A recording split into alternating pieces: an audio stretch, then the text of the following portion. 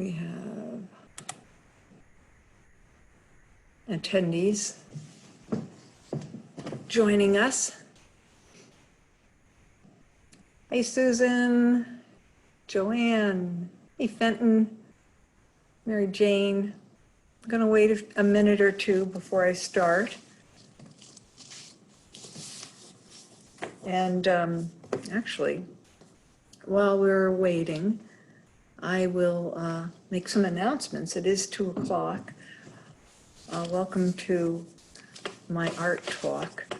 And we have a number of programs coming up. So before I start, while we wait for folks to join us on Zoom, just a reminder, we have Carrie Schved doing Creature Feature on September 17th. That's Thursday, 4 to 5. And this is a great program for adults or children or both. You'll find out what makes mammal a mammal, a reptile, an amphibian, and there'll be some live animal visitors. So that should be a lot of fun.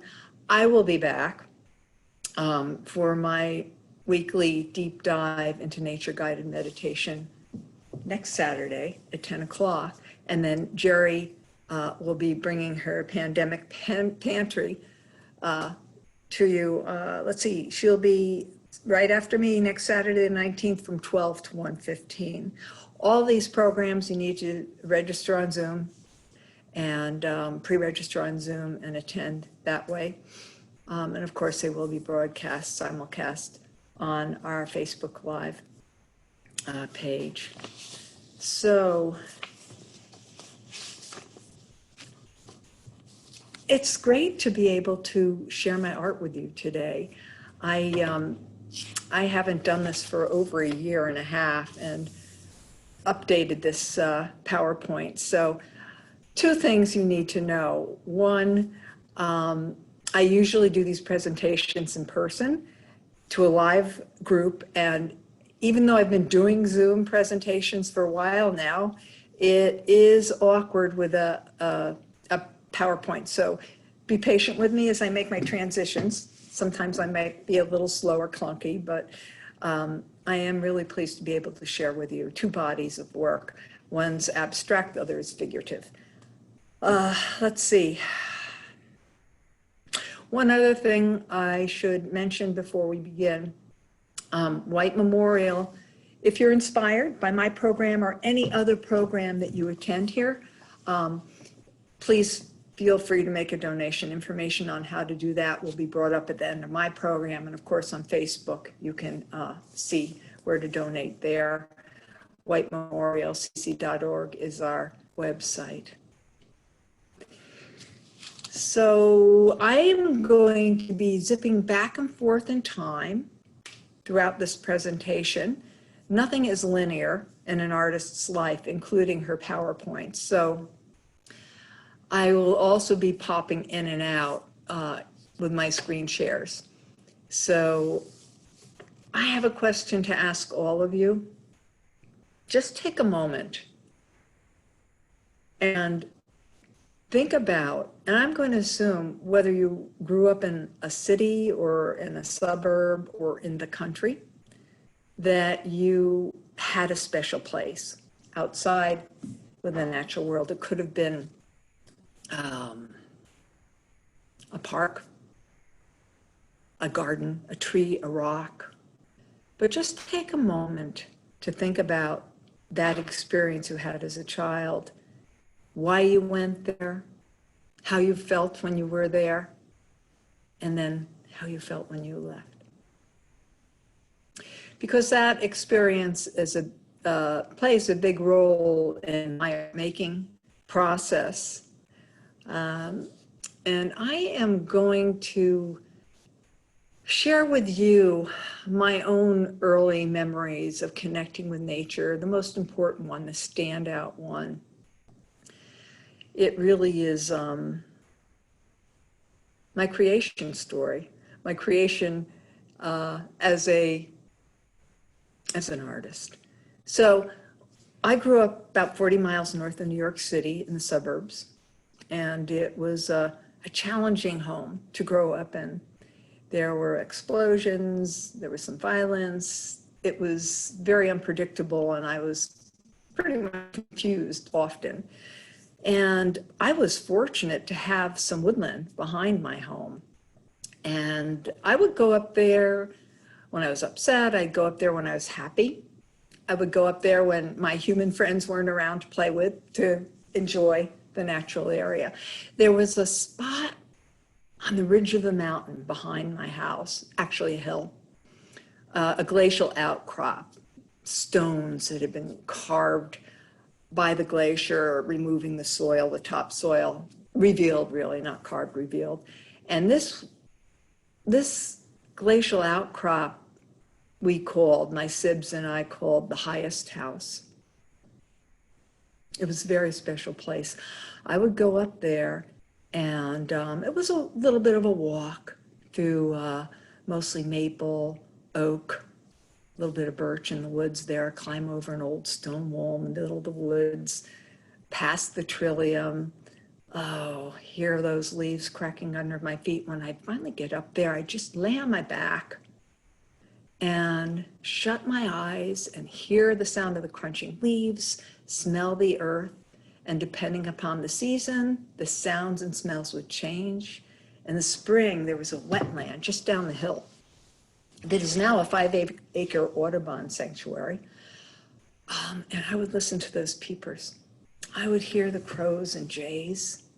And when I opened my eyes and looked through the canopy, especially in August, the cumulus clouds would be floating by very slowly, changing form as they do. And I know all of you have done cloud gazing.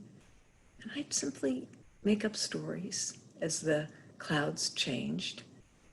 The other thing that as I look back on this, my experience was seamless with the natural world. So if I went up and I was laughing, I felt as though the wind was laughing with me, the sounds, the smells, as well as when I was crying. It was seamless. There was no choice or conscious decision to have this experience. It just happened. And that's how it is with us children, when we are children. The other thing that was really memorable, and something I was deeply touched by as I started reflecting on this experience. I felt as though there were a witness. There was something out there that was watching me, that was with me, and felt less alone that way, if alone was how I was feeling. So one day I went home.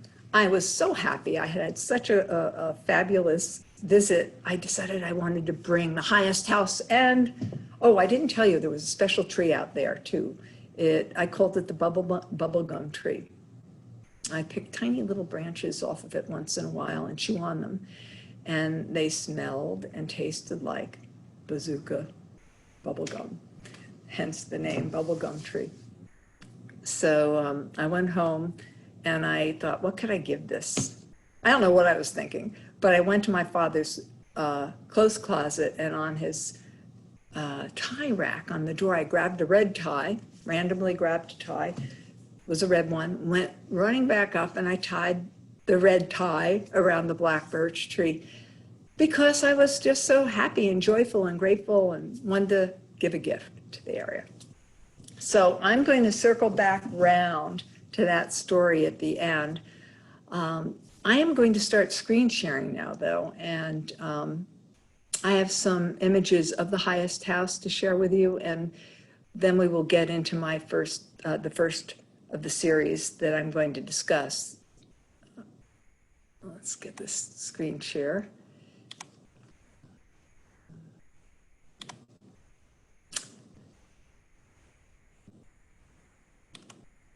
So here are some photos that I took on a visit about 9 years ago.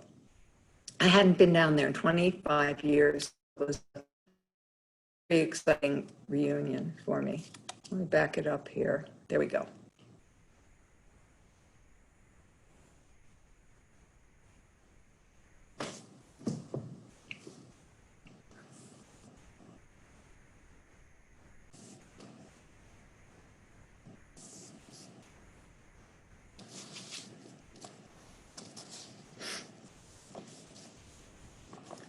amazing forms,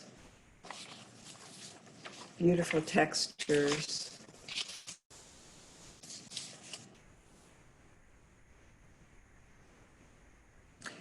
Give you a sense of scale.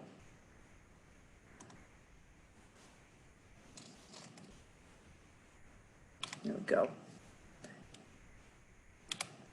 Took a shot with the highest house. You can see it's a very large outcrop. So when I went down, I had in mind to go on a shooting, involve myself in a shooting project, collecting images that I felt reflected some of that experience I had as a child. So I'm going to share some of those images now.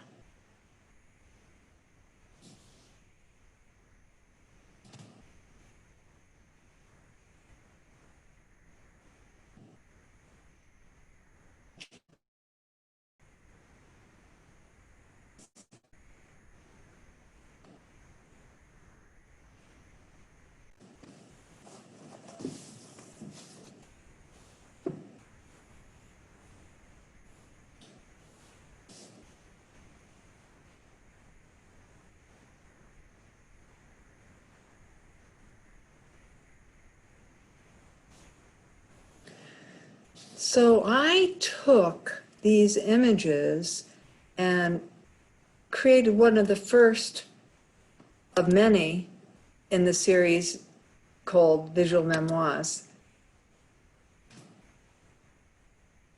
And this particular piece is called The Girl's Best Friend. And you can see there I am as a very young girl in the lower left-hand corner, and various bits of the images that I just share with you were layered together to create this particular piece. The visual memoirs investigate my interior landscape, how it relates to the world of which I'm a part.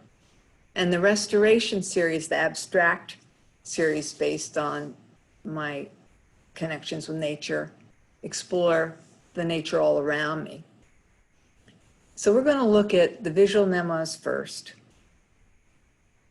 And I have to say, with both series, I experience my body as an interface between the natural world and my inner landscape or psyche. I'm going to come back on camera.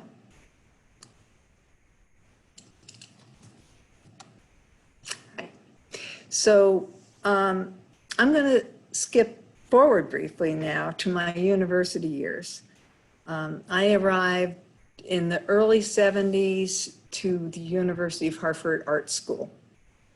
And as soon as I got to school, and I suspect all of you have done this when you go to a new place, whether it's a new home or an apartment or college or camp, I sought out experiences and places that would help me feel grounded. And I went up to Penwood State Forest over in Bloomfield, rode my bike over to Elizabeth Park. And then, of course, there was the Hog River right behind the dormitories. But I wasn't able to access that connection and that feeling that I once had. And it was alarming to me. In fact, it was distressing. So a lot of the work that I started producing in art school, even though the art school was really focused on conceptual art at the time, was focused on my body as an interface.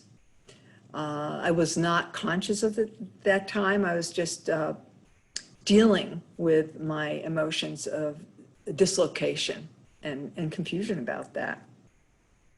So I'll share some of the images that came out of that. And I'm going to go back to a screen share.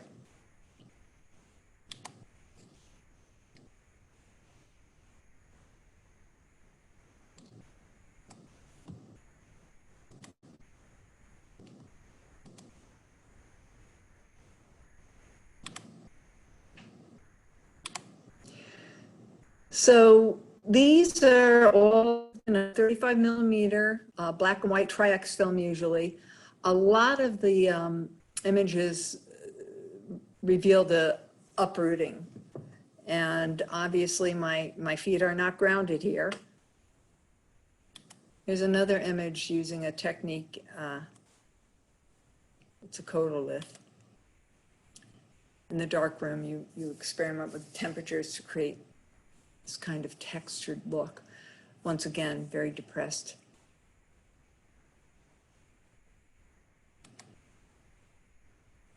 And then I had a very bright persona, and I think my essence is one to be very happy and cheerful.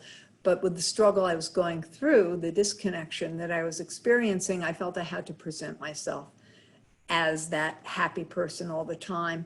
And this was actually a riff off of Psychology Today, had a cover that was similar to this. And I was very much into ripping and burning my negatives at the time. So the crack along my forehead is actually a tear in the negative, and little bubbles have to do with the burning. So these images actually were reflecting my investigation as a woman, as a feminist, as someone I was just coming out as a lesbian. They also provided, they were basically put away after I graduated from college. I got into my freelance work and became very busy. But I held on to them knowing there was a value in them, and I could resurrect them at some point. Pardon me as I take a peek at my script. As I said, I modified this presentation, and you are looking at black right now. I am so sorry. Okay, here are a few more pictures taken at that time. So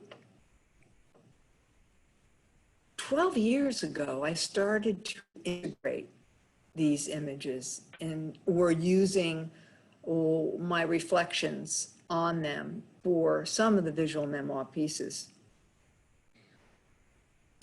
And it was exciting for me. It was an alchemical process, really. I finally could honor what I went through back then, and also make some new material as far as my perceptions of our collective, at least in a technological culture, our collective relationship with the natural world. So let me scoot these out and share some of the memoir pieces that developed from the reflections of that time. This first piece, let me bring them all up.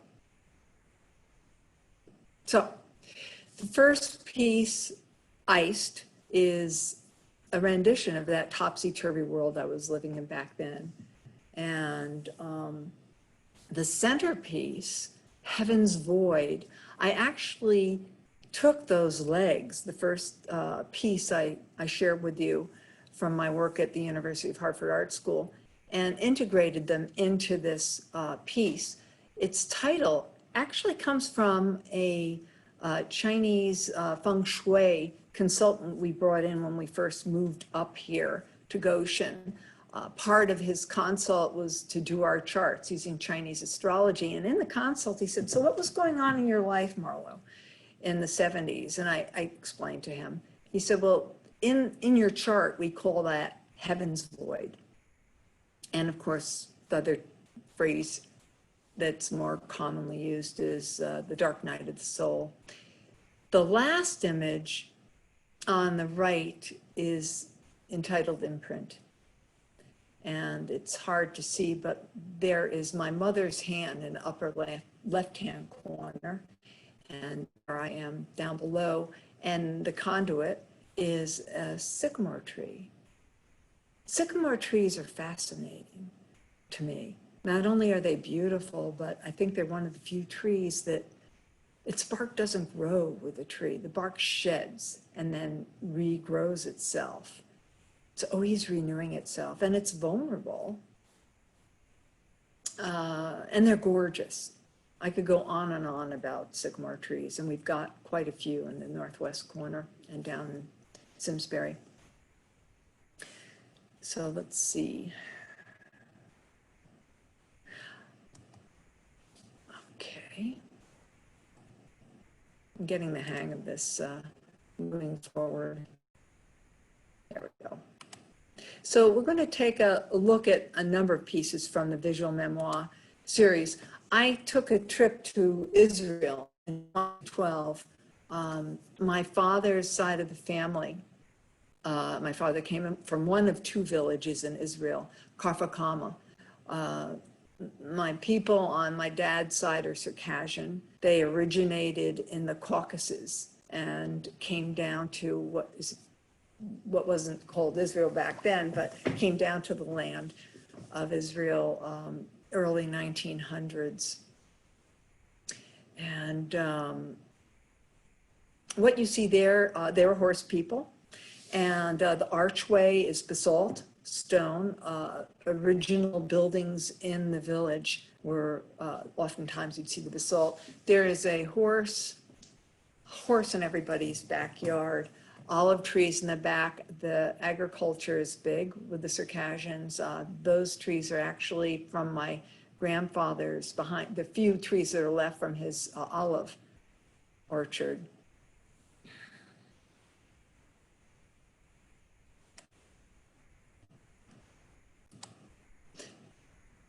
So this is Homelands 1. And a number of the memoir pieces have been sparked by dreams. This particular piece was sparked by a dream. I very rarely dream about my father, but in this dream, he appeared. So too did fish and ashes. So at the time, this is quite a while ago, I was working with a Jungian analyst, and we did a little work with the dream. And then, of course, I did some research on my own. And this piece was very helpful in me gaining a better understanding as to my father and our culture. And picture up on the upper left hand corner, that's me on a horse in the village when I went over and visited. I was just 16 years old, I believe.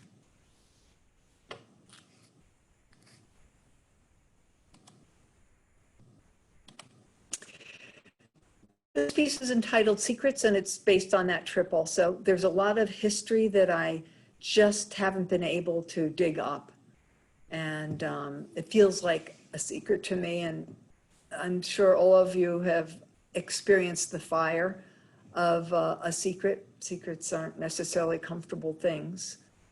But I caught these images on the way up north to visit a nature preserve. There were fires that were breaking out in the fields that I was driving through. And that is another door in one of the older buildings in the village. Here's a really early piece. It's really kind of funky. When I was just starting to learn how to use Photoshop, which is my digital canvas of this work that I'm sharing with you today. This is called Beautiful Invasion. And for those of you who recognize orange plant, it is indeed an alien invasive that I've dealt with wherever I've lived in Connecticut. Bittersweet. But the feet represent another alien invasive species. And unfortunately, that mindset needs to turn around. And I'll talk a bit more about that later. But that's Beautiful Invasion.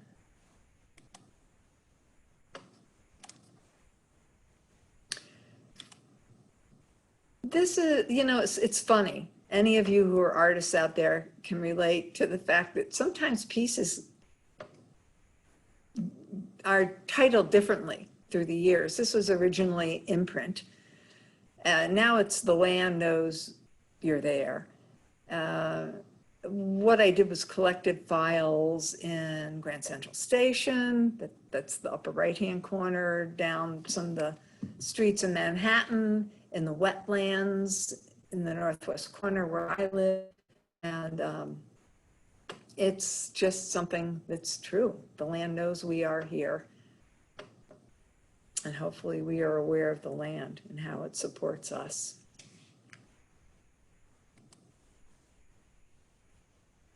So the last two pieces I'm going to share have been created recently in the last few months since the pandemic has started. And this piece, The View from Here, was created after I had been walking a trail every day for a couple of months. And in the early morning, these red Fs, which are amazing juvenile salamanders. This is their juvenile stage. They'll be very different when they're adults. But there'd be dozens of them, like orange gems hanging out, lolling around, some of them still sleeping, on the trail. And in order to avoid them, I had to take sometimes 2 hours to walk a 45-minute, hike. So I kept taking pictures of them, and actually I only went up twice to really take pictures of them. I would just slowly meander up and avoid them on most of the walks. But when I started putting this together, it basically speaks to this whole hierarchy that these non-earth-based cultures seem to hold with the natural world, and that we are at the pinnacle. We are at the top of the alleged pyramid of intelligence. And I feel so differently about that, and I know so many other people do. Every element of nature has its own intelligence, and the imagery here is simply, if you look to the left, the red Fs are very small and they circle around, and eventually they're peeking out of the clouds at the same level as I would be if you had the full body. So yeah, that's what the piece is about, essentially being aware of how important it is to recognize the intelligence and the dependence we have on the natural world. Now, the last piece of the memoir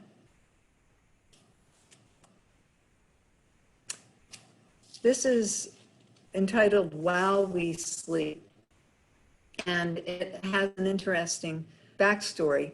My partner and I purchased a game cam, a camera that allows you to set it up wherever you like and it can shoot day or night. We had some holes around the studio, around the border, and we wanted to find out what was digging the holes. And eventually, the camera got put away. We understood what was going on as far as the holes being dug. But since the pandemic began, it became a source of entertainment for us. We'd set it up in a variety of places, and I'm absolutely amazed at who was coming through at a regular time every night, other newcomers. And so I've taken some of the pictures that were taken and placed them at the bottom of this, and incorporated a Luna moth as well as reflections from a pool of water on my body. There are two different versions of me sleeping. And once again, this is my way of expressing how much of the natural world is invisible to us. Hopefully not out of mind, but certainly out of sight. Amazing nightlife going on around here in Goshen. I'm sure wherever you live in the world, there's an amazing amount of life that goes on during the night. And also just simply out of our sight. So I'm going to go zip back in time. Let me just see here. Yes. I did keep my sense of humor in the university. I really did.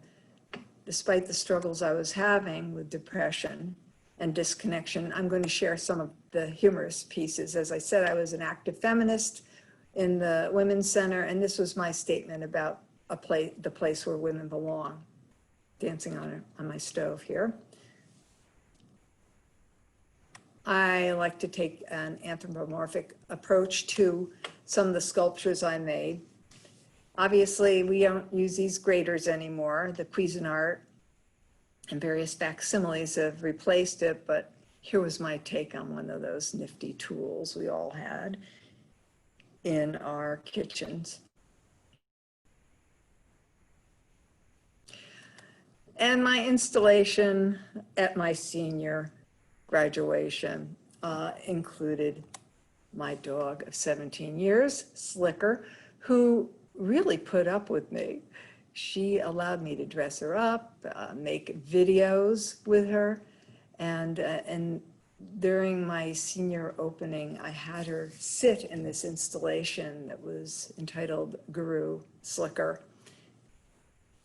This was pre-Wegman, for those of you who remember Man Ray. Slicker and I were busy doing these things before Man Ray broke out on the scene. It was a really, really cool Weimaraner, and the artist used to pose him and dress him up. Here's Slicker again. I wanted to share a little more about after I left college. I learned a lot from the time that I spent working as a CBS ENG person, a news gatherer, a lot about people, and a lot about capturing things on video in this case. And I also wanted to show you these pictures of me with the camera because we have such an easy time now with our iPhones taking pictures, and I love using my iPhone. I still have a nice digital camera, but I carried 65 pounds of equipment around every day. You can see the porta-pack on the floor there. That was probably 20 pounds. The camera, another 25. The light, the battery belt, the tripod. It was wild.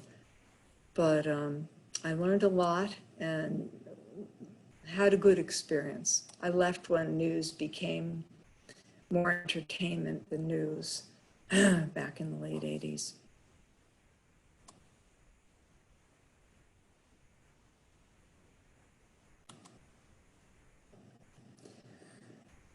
So, let's see. Isn't that a gorgeous tree? I'm just sharing it because it looks like a portal, and it gives me a moment to collect my thoughts. Hi, back again. So, midlife, I decided I needed to learn about the science and the psychology connecting our health as human beings to the natural world. So I went back to school and studied ecopsychology and gained a master's of science in ecopsychology. It's been very, very helpful in my reflections on what I went through the first half of my life and the struggles that I had, as well as what goes on in our culture. Many of the problems unique to our species are environmentally rooted psychological problems. It's a mouthful, but it really has, the studies as well as my own personal inner work has informed my art as well as my workshops, of which I do a variety of nature as healer, experiential workshops throughout New England. So let's see. Yeah. Here we go. So we're going to go into the visual memoirs now. And I work on these at the same time. I go back and forth between the visual memoirs and the restoration series. Here are some of the earlier works. There's a lot of negative space in them. My format is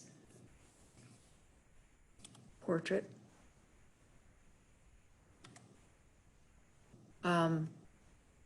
the first piece on the left, my focus was sky and pine tree.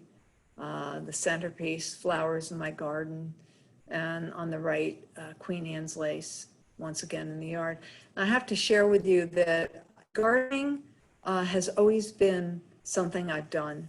And it keeps me honest, it keeps me grounded and aware of how closely related I am to nature. So a lot of my material, source material, actually comes from my gardens and other locations I've traveled. Just some more earlier works to give you a sense of how things have changed, you'll see as we move into the series. This field piece was shot through 4 seasons. We are fortunate enough to have a field around our house and across the street, and it was really delightful. What I did initially with the restoration series, I gather all my files in the summer and transitional seasons, and then in the winter I'd create them, and it was always very helpful. As much as I love all seasons and winter, but mid-January in Goshen, it's kind of nice to work with some files shot in the spring and summer, because it elicits the feelings of the season, and it warms my soul when I do work on it, work on pieces during the winter. So about my process, it's very experiential. I find that in order to wake up to the moment, it's very easy to say to oneself, oh, I've seen that tree before, I've seen those flowers before, and not be there with them. So I'll lie on my back. That'll wake me up to see the underside of a purple coneflower. I might spin. I might just shut my eyes and open them up again after I've turned and surprised myself. But there are all sorts of techniques one can use to become alert. Mindful is another term, a current term being used for this sort of thing, to become so present. Using our senses is another very important process for me in becoming aware of my environment. I usually don't go out with an agenda. I go out when I'm working on restoration pieces and follow my attractions, and then I work with what I have. Here we go. As I said, it's experiential. I really don't know what I'm attracted to a place in the far corner of a field and not know why. I just follow that attraction. It might be a color, might be a texture, a sound, might be a mystery, but it's ephemeral. So what I capture, that's it. There it was, gone. It's a precious thing to gather images and then cull through them. One of the beauties of digital photography opposed to film for me is the fact that I can go overboard. I can shoot hundreds of pictures and then cull through them and decide on what exactly I'm going to work with. I would never do that with film.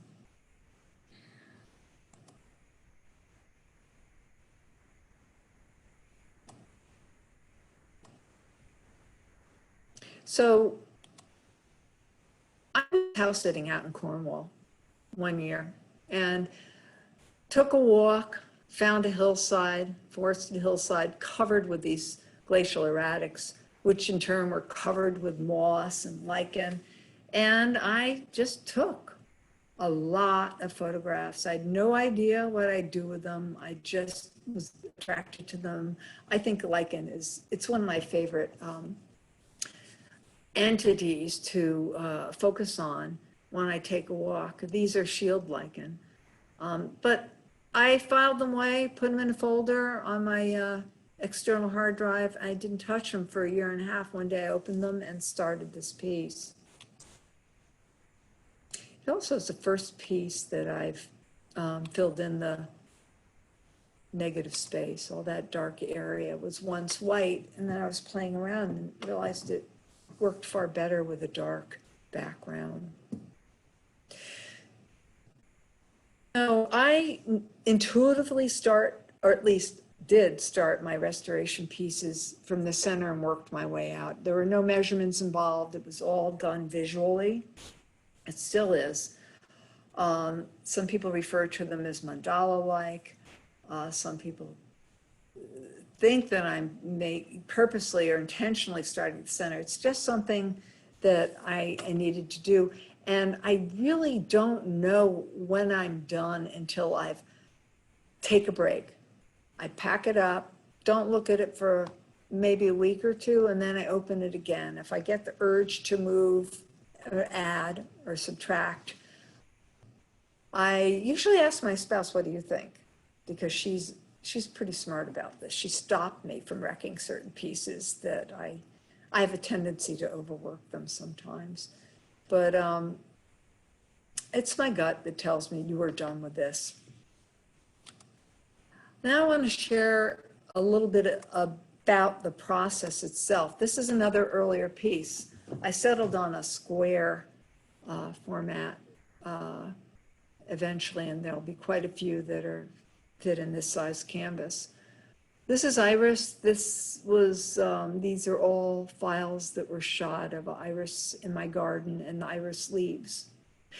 I could have, for those of you unfamiliar with Photoshop, it essentially, I'm using very basic tools, and it's extensive offering.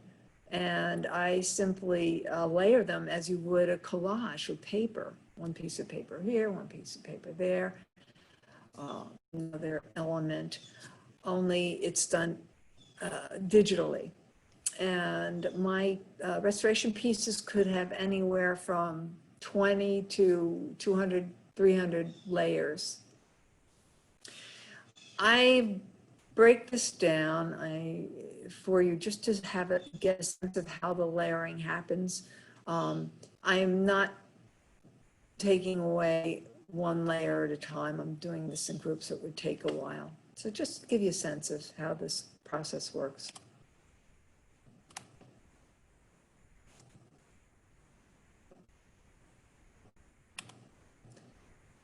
The deconstruction of iris.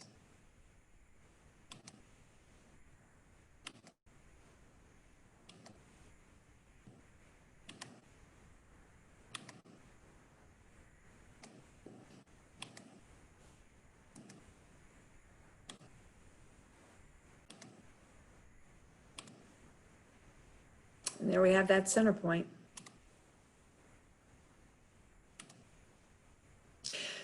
So Sufi's Trance, this is an interesting story and it really does illustrate how I collaborate with the natural world, how I'm actually directed to do things differently. Had I not been grounded and mindful, would not have gotten the cues from my collaborator.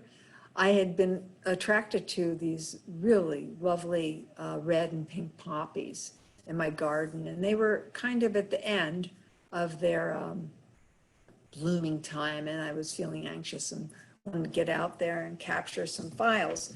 So this day was low light level, which did not allow me to shoot at a very fast speed, but I did my best, and I was frustrated because it was also breezy that day, but I came in thinking maybe I've captured some sharp photos, because up until now, I really liked having crisp files to work with.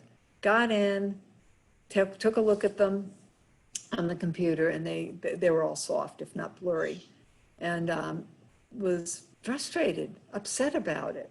I thought, well, what am I going to do? Guess I'm not going to create this piece. But that little voice went off in my head, said, go on out, Marlow. Go on out again and take some more photos. So I went out, nothing had changed. It was still windy, if not more so. The light hadn't gotten any better. And I'm just sort of standing there. I thought, wait a moment. I ran in, got my tripod. I'm going to start spinning my camera at a low speed and emphasize the movement. I'm going to defocus. I'm going to be the movement too. And that's what I did. And then I came back in and I had a whole new set of imagery to work with that would not have happened had I not listened to the movement of the poppy and the wind and all the other sensory anchors I had going for me at that moment. And respected it. Respected it doesn't have to be a crisp image to do what you're doing with this body of work. Now this next piece is Wind, and it too was a collaboration with the natural world. It came out of, I love white pine. I love its medicinal qualities. I love its aesthetic qualities, its smell, the way it sounds when the wind's flowing through it. And I was doing a series based on elements, and I wanted to somehow render visual air. And obviously that's kind of hard to do. So I went down to some white pines behind my house here and realized I did some sharp image shooting and then started thinking about air and movement and realized defocusing was the way to go to render, as I felt, wind. So that's how this one came about. Now I'm just going to show you more from the series without a whole lot of talk. Just tell you the title and the source material. Here we have Lupin's Window. Lupin shot on Pie Hill. This one, cool entry. Just a quick story. I did a lot of work on this piece, put it away, and forgot all about it. When I was putting this presentation together, I discovered it again, and I liked it. I even named it this week, Cool Entry. So, and this is ice and red twig dogwood covered with ice, which is a shrub you'll see a lot of in the northwest corner. Double vision, source material, chickweed and Queen Anne's lace found growing off of Route 4 in Goshen. They both are at their glory at the same time.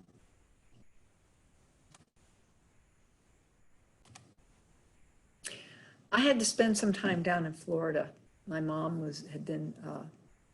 had an injury and was in rehab for quite a while, so my sister and I took turns down there, and we'd stay at her little condo on Marco. I would go and take a walk every morning. This is some of the flora that grew on the beach, gorgeous plants, all sort of muted, and then of course sand and shells. Jeanette's Eden. Source material, red, a swamp maple, a red maple, as well as a paper wasp nest. This was shot down behind Flanders Nature Center, Flanders Nature Center in Woodbury. Behind the main building, there's a lovely little pond. I love trees, and over the decades, I have collected so many pictures and files of bark. Bark, bark, bark. I have a folder called Bark. And this piece, Give Me Shelter, utilize some of the bark.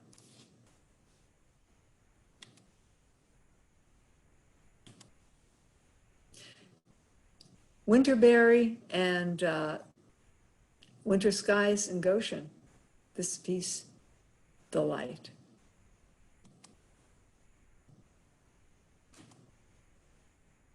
Eos, the goddess of dawn.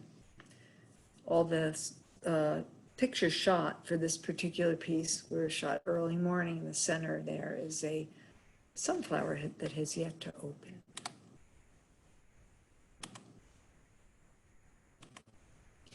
Mutual Us, lichens. Love lichens, They're incredible. These are all shield lichens.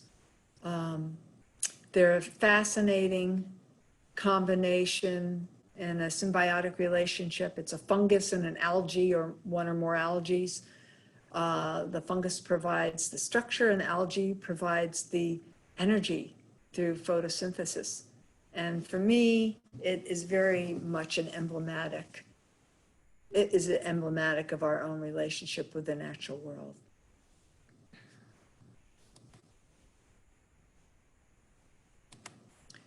Still point, ragged robin and buttercups growing in fields around the house here.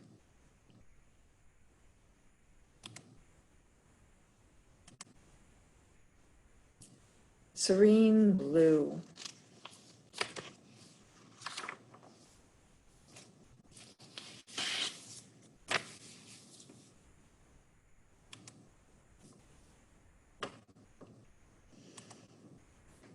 Phoenix's Rest. This is, all the files were gathered in winter. You can see winter skies, winter ice, and red twig dogwood.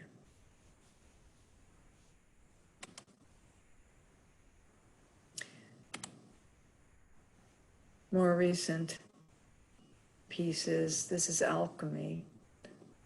Source material, goldenrod shot over at Topsmead.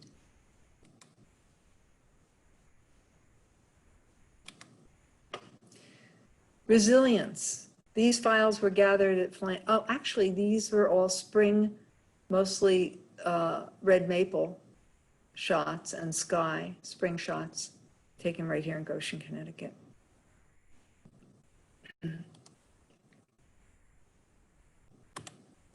Just last fall, one of my favorite flowers of the autumn, asters.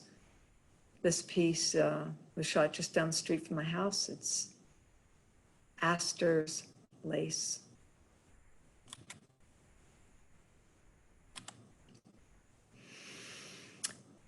Treasure box, view off one of the trails, Goshen Land Trust trails here in Goshen in the last autumn, this past autumn.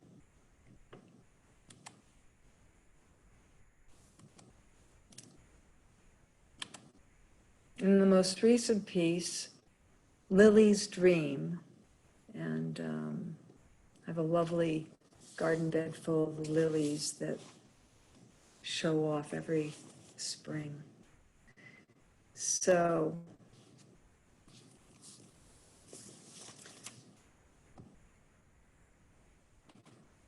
I'll circle back now, and I am going to, let's see, we have some participants. Yes. In a little bit, I just want to finish up here. I'd love to hear your comments, answer any questions if I can. But I want to circle back to the story I shared in the beginning about the red tie, the gift to the black birch tree and the highest house. So I did some dream analysis in which a black birch, actually a birch tree, was a prominent feature. And in my research, I discovered that people who lived in the Caucasus a long time ago, before organized religion, lived in villages up in the mountains, and when they felt they needed protection from the evil eye, they go up into the mountains around the village and collect branches from the birch. And they bring these branches back down to their home and place them around the edge of their home and tie red ribbons to them for protection. Now, my father never spoke about his culture, that kind of history of the Circassian culture. We learned a lot about the dance and the food and the music. I know that I did not hear this story from him. And I think it's just a beautiful example of how we are all imprinted. We are all connected to the natural world. And when we are open and receptive, that kind of wisdom can help us in our own creative endeavors, whatever it might be, whether you're an artist or a writer or a cook or somebody who simply loves to walk in nature. It's always there reaching out. We just need to be receptive to hearing the calls and being quiet enough and take time enough to interpret what's coming our way. So just to let you know, most of the work I've shared today is for sale. If you are interested in purchasing a piece, just email me. A percentage of all sales will go towards White Memorial Conservation Center's animal care program. So my email is Marlow, MARLOW, at whitememorialcc.org. If you have any interest, just do that. What else do I have to say? Please turn on your comments and let me know if you have a, let's see, let me find it, Q&A. Okay. I am open to any questions here. And if you have one, or if you have a comment, I'd love to hear. I very rarely get feedback and comments, and it's always interesting to hear what people experience when they look at the artwork that I share. Let's see, if you have something that you'd like to say, there is a microphone, and let me see if I can see you guys.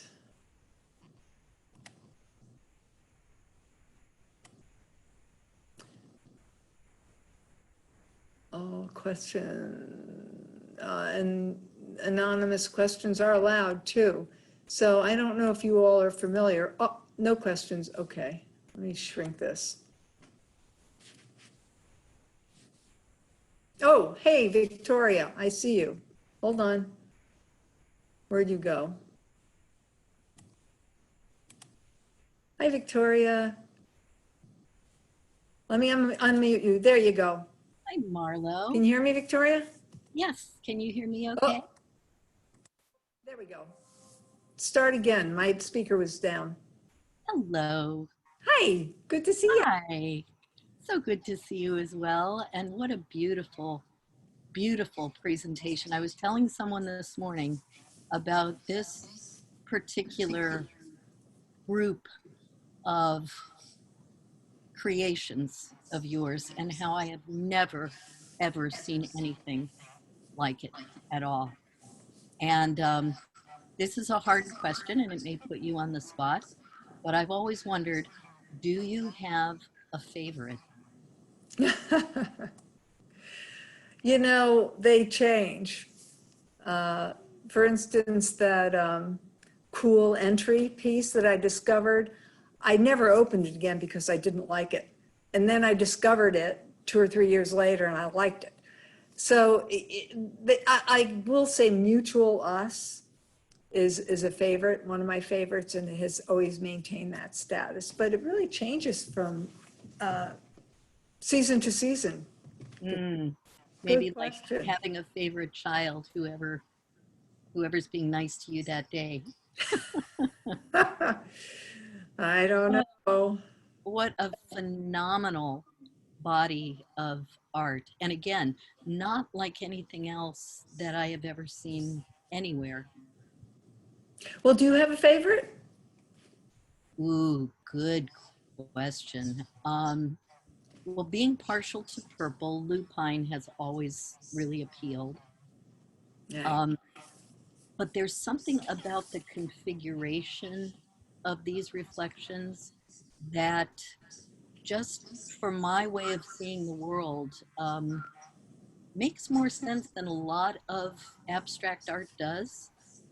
You know, it's abstract, but it's concrete. And I was describing it to my friend as something that you might stand at a distance and look at and see as impressionist, for example. But then getting up close, each piece is identifiable as something. And I love that. I find that comforting, the way my brain works, likes to make sense out of what I'm looking at. Well, thank you for that, Victoria. I see there are a couple other people, and if something else comes up, please raise your hand, okay? So good to see you. Blessings.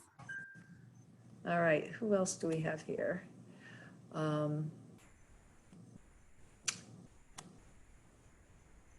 Hey, Fenton. Let me, there we go. Let me unmute you, Fenton. Unmute. Why are you not unmuting? There you go. Hi, Fenton. Hello. How are you? Good.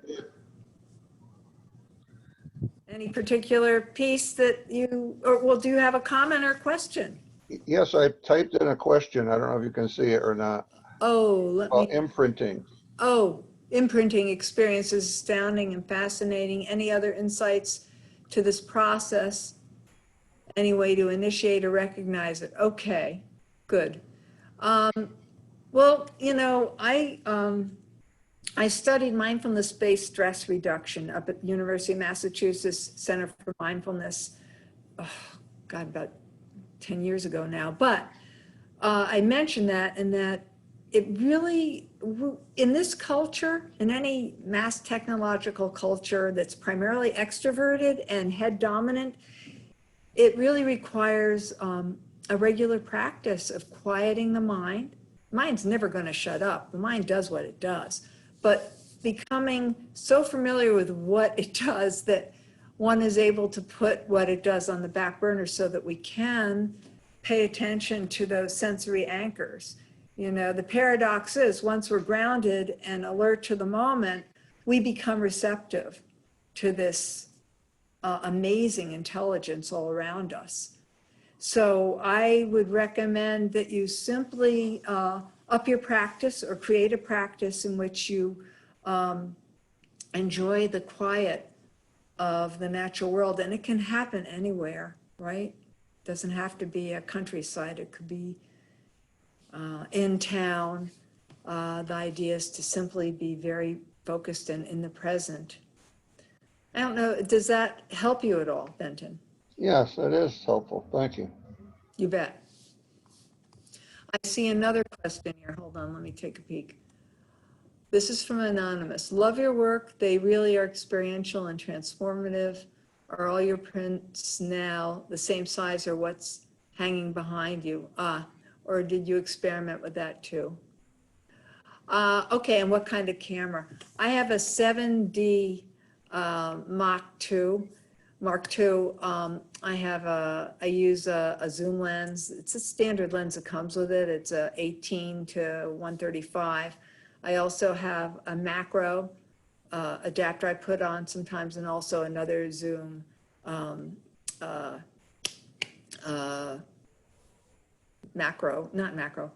zoom wide angle.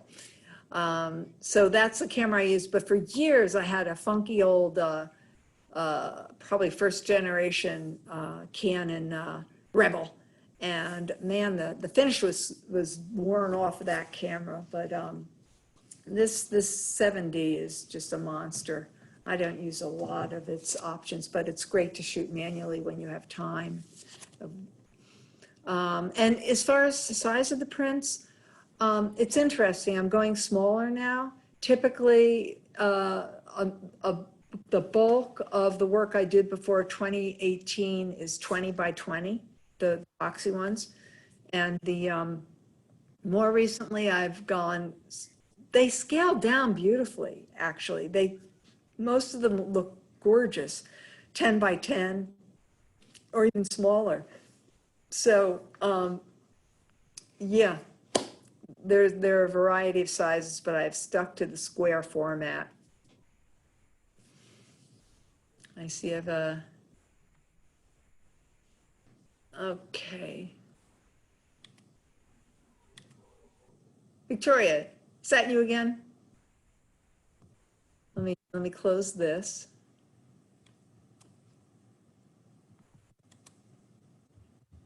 Hold on. Sorry, guys. Still kind of. Okay.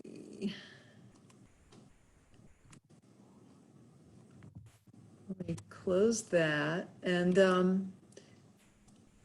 trying to unmute you, Victoria. There we go. Thanks for your patience, people. I am so, my computer is just not listening to me. Victoria, did you have something more to say? Actually, that was serendipitous. I didn't push any buttons, but Your hand was still up, that's all. I guess it did disappear. Okay.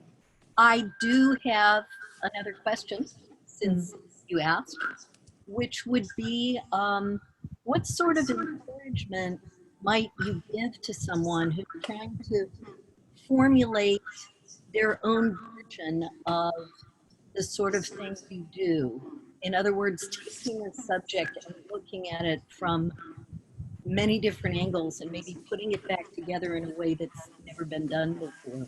Do you have some words of wisdom and encouragement based on your experience?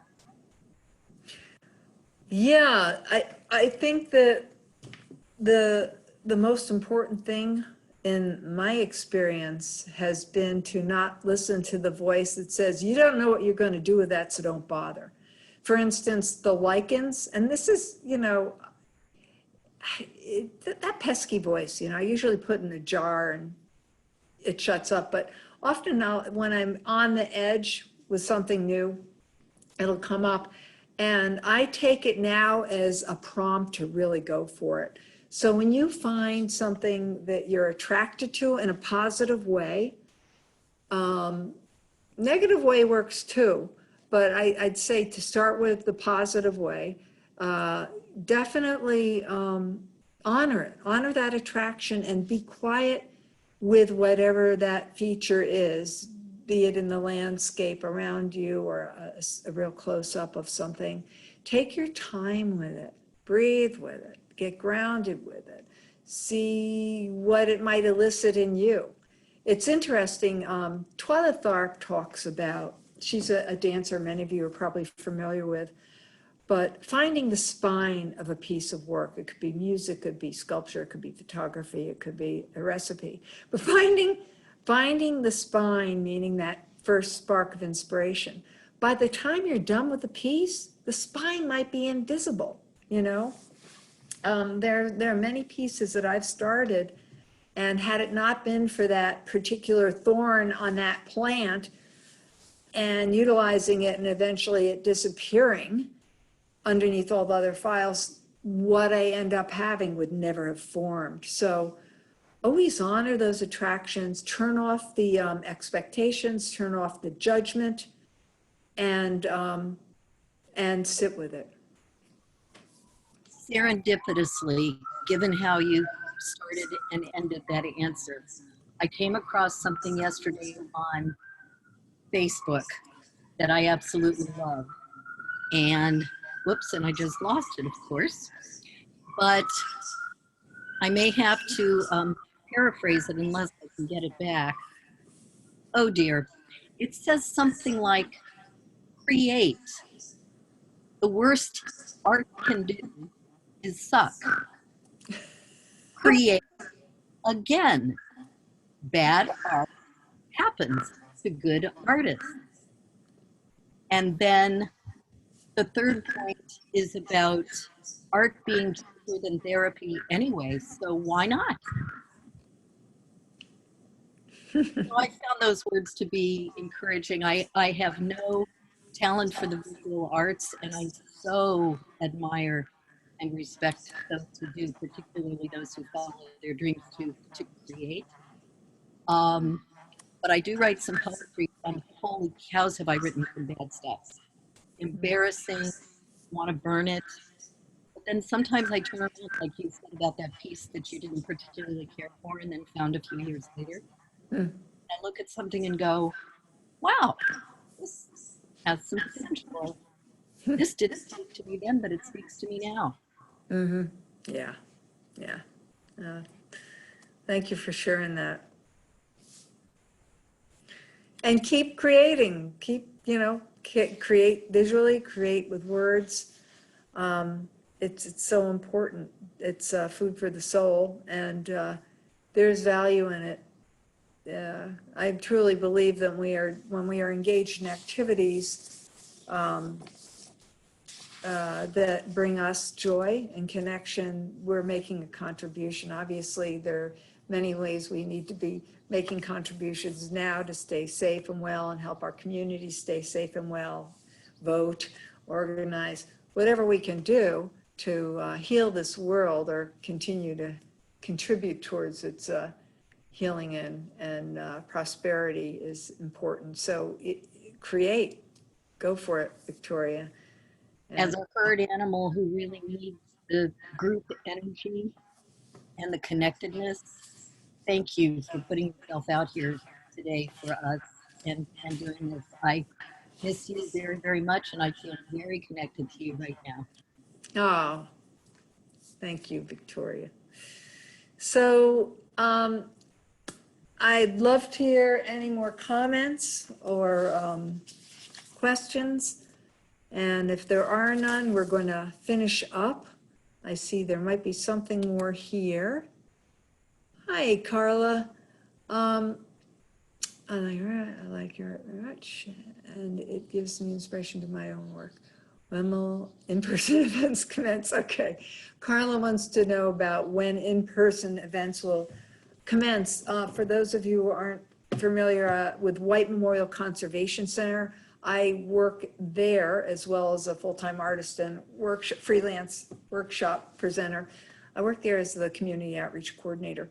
And all the staff, my colleagues at White Memorial, are now doing primarily virtual programs on Zoom and Facebook live streaming. There are some small group programs that we are now doing live. That, in other words, if a school brings one of us in to do a program, and it can be conducted outside their criteria set. And all of this is fluid, depending upon what goes on with this pandemic, which is mostly mysterious. Even to the scientists, it's still evolving as far as what we know about what this virus can do. So I can't tell you, Carla, but I can tell any of you who love nature and love connecting with it. If you live near the northwest corner, White Memorial not only has a beautiful museum that's closed right now and a conservation center with fabulous staff, we have 4,000 acres of wild lands, variety of habitats with 40 miles of trails for you to venture through. So don't be shy. The trails are open 24/7, free of charge, and I'm telling you, it is always spectacular there. Go to our website, whitememorialcc.org, to learn more about what's going on in those, on the trails there. And you'll also learn about what's happening with live in-person programs. Hi, Barbara. Let me see. I really appreciate what you shared. And you're articulating the idea of body as interface. Yeah. Yeah, thank you, Barbara. Our bodies really are, you know, very briefly, I did work with a phenomenal analyst, a Jungian analyst named Anita, Dr. Anita Green. She's retired. But she combined dream analysis with Rubenfeld synergy, which is body work. So I really became tuned into how our bodies really do ground us and bring us into the moment. It's very powerful to really pay attention to what our bodies are saying, because 9 times out of 10, they do have something to say. And if we can listen and be quiet enough, we can attend to what it needs. And I'll tell you, I'm a newbie. I'm not a newbie in paying attention, but paying attention to my body's needs. I've always been healthy and had pretty darn good health, but the last 3 years I've broken quite a few bones, a leg, a wrist, a foot, and had some tough struggles with pneumonia and Lyme. I share this only to say that I really had to listen to my body to get better, because I work holistically. And it really guided me through the whole process. And I consider myself wiser and more knowledgeable about body wisdom, having gone through those challenges. All right, gang. Any other comments? Let me see if there's anything else I should share with you. I'll look at my notes. That's it. So I'm going to bring up one last slide for those of you who are still hanging in. If you would like to make a donation to the Conservation Center, if you're able to, or actually become a member of the tribe, I invite you to. I'm going to see if I can find the slide. We'll close with that slide. Thank you for your attention. Be creative, be grounded, get out there and enjoy the natural world. Take care of yourself and your community. Really appreciate your attention. So here's a slide that'll instruct you on how you can become a member or simply make a donation. And hold on, let me find, I'm going to close this. I'm going to, boom. Oh, here we go. By the way, that is Grandma, that turtle in the background. She is such a sweet box turtle. She's one of the many animals that if you decide you'd like to purchase one of my works, a percentage will go to helping her have a good life. And if you do make a contribution or join, please mention the program, either mine or another program you might watch with that's produced by White Memorial. Mention the program that inspired your donation or membership, as well as your location in the world, okay? So thanks again, take care, have a wonderful weekend.